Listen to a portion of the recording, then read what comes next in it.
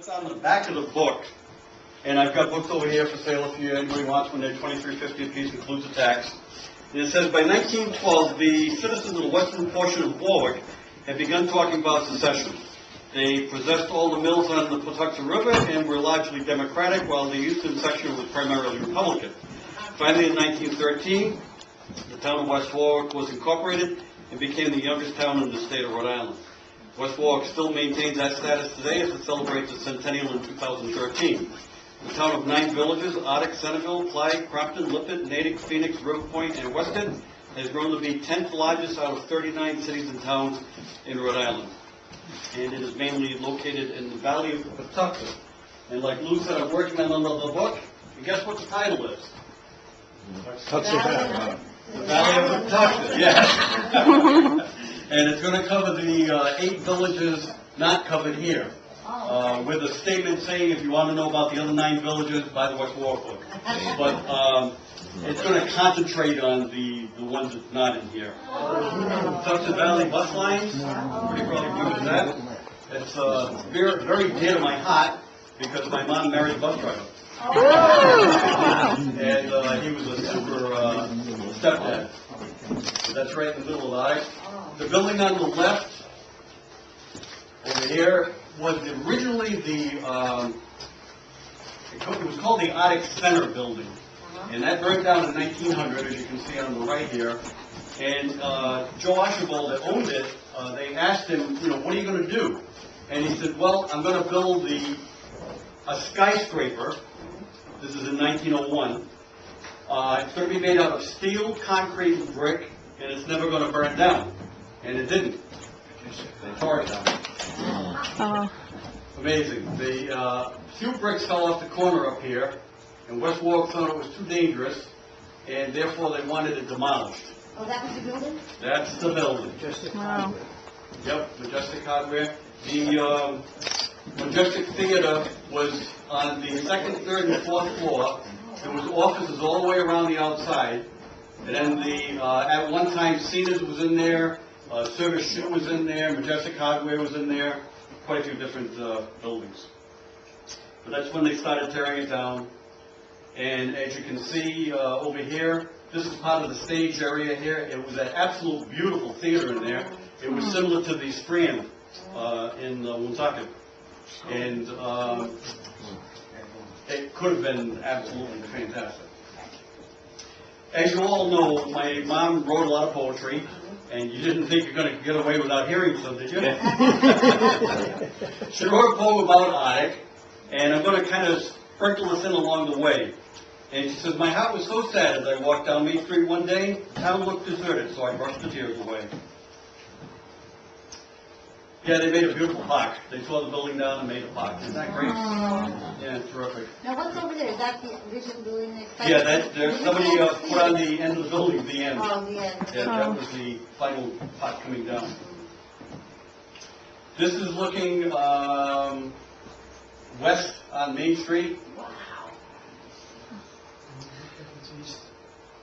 Yes, it is east. Sorry about that. Went to your tab up at the top. Yes. Oh, we could do that too. Look at the top. See, I'm just seeing if you're awake. Now we're looking west. Washington Street used to be called Quidnick Street before it became Washington Street. Are some of those buildings still there? Lou, you want to take the camera and just move it a little bit to the right? Are some of those buildings still there? Yes. What year does this date back to right now? That's right, 1910. 1910. There you go. Yeah.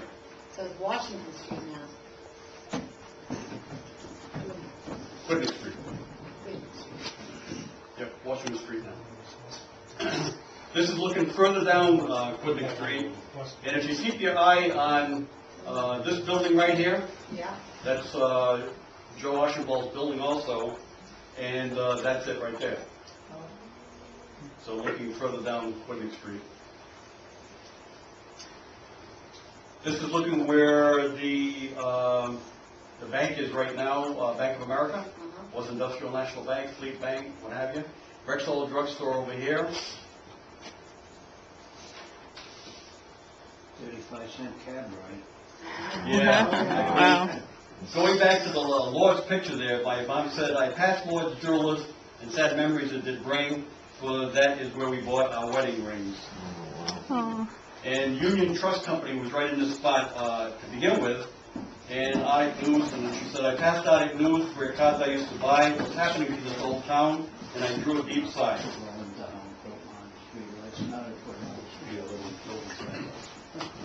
Right over here is Service Shoe, and as she passed Service Shoes, she said, I walked past Service Shoe Store where my shoes I used to buy, there was a lump in my throat, and I began to cry.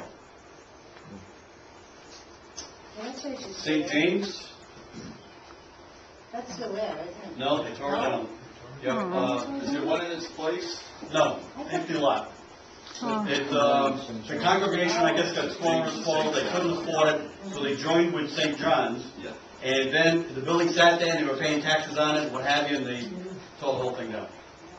Now, wouldn't that made a beautiful parking deck right across the street from the Majestic, Oh, yeah. with a walkway going over the street into the parking deck, maybe a cello's in the first floor? Yeah. I'll tell you, they missed the boat. Mr. Bedard's clothing, that's his sales girls in 1906. Yeah, that's what I said. Yeah, really. In 1888, he managed a new store for the owner in Manchester, New Hampshire. And I guess he did a good job there. He was making $65 a week. He was transferred to Birmingham, Alabama. The guy wanted to open a store down there. I mean, that seems kind of like out in left field. But he had friends in New York City and Boston, and the friend said, you know, you're doing such a good job for this guy, you ought to ask for a $10 a week raise. So he did. He went in and he asked for a $10 a week raise, and the guy immediately fired him. Oh. So he took his life savings of $2,000, moved to West Warwick, opened his store there, St. Andrews. Well, actually it was called the All-Star Clothing Store, and then later became the St. Andrews.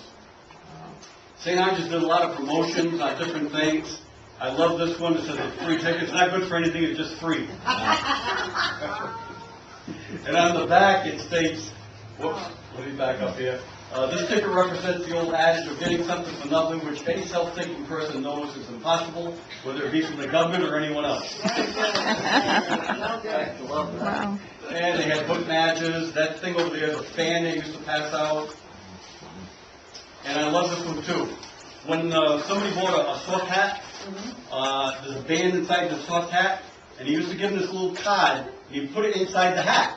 So if somebody picked up the guy's hat, it says, like hell it's yours. This hat belongs to Ray Bucci, 6 Prospect Street in West Warwick. Helps raise kids. Wow. That's pretty cool. This is in front of St. Andrew's new store when they moved up onto Main Street. And that is Leo St. Andrews. I keep pushing the wrong button here. Leo St. Andrews Sr. driving his automobile here. This is the Suite 4 truck. They used to deliver work clothes. And what they are demonstrating is how strong their work pants are, because they're towing the vehicle with the work pants. Wow. The 2 legs of the work pants. That's pretty impressive. Yeah. Very good promotion, huh? Yep. That's when they remodeled the inside. And I don't know how many recall, but they used to have a system where there was no cash on the floor. They used to put it in a container, just like at the banks now. You know, upstairs, went to the girl upstairs, she made the change, sent it back down, and nobody was in a hurry back then. You wait till you change. And, We have the same thing in Owen. Wow. yep. When they remodeled the store, they put the piping going down instead. And, but they kept the same system, that there was no money on the floor. Wow. Yep. And they always had nice Christmas displays in the front. That's still there. 1955. Senator Bank. Centerville Bank. This is the original Centerville Bank in 1828. Oh, my goodness. It was on Centerville Road, if anybody's familiar with West Warwick, between New London Turnpike and Bridle Avenue.